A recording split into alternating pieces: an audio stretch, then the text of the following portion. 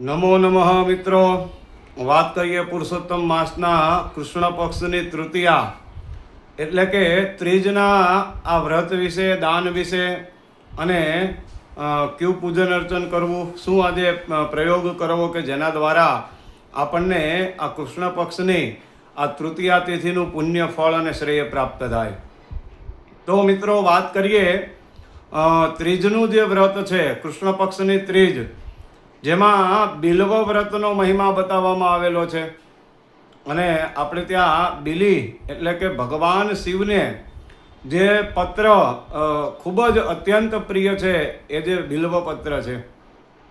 અને આજે શક્ય હોય ને તો એક બિલીપત્ર, બે બિલીપત્ર અથવા તો 5 કે 11 બિલીપત્ર જો આપણને પ્રાપ્ત થાય તો એ બિલીપત્ર લઈ અને દેવાધિદેવ ભગવાન મહાદેવ ઉપર ત્રિદલમ ત્રિગુણાકારમ ત્રિનેત્રં ચ ત્રયાયુધમ ત્રિજન્મ પાપ સંહારમ એક બિલ્વમ શિવાર્પણમ આ મંત્ર બોલી અને એક બિલીપત્ર ભગવાન શિવજીને આપણે અર્પણ કરવાનું છે.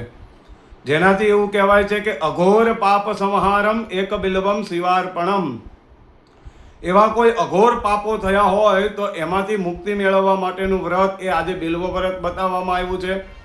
અને સાથે સાથે અડદના દાનનો મહિમા છે, અથવા તો કાળા તલ છે એનું તમે દાન કરો, અડદનું દાન કરો. તો આજની આ કૃષ્ણ પક્ષની તૃતીયા જે બિલ્વ વ્રત અને અડદના દાનના મહિમા વિશે એ બતાવવામાં આવેલું છે. તો ભગવાન પૂર્ણ પુરુષોત્તમ આજે આપણને આ દાન દ્વારા, આ કર્મ દ્વારા પુણ્ય અને ફળની પ્રાપ્તિ કરાવે.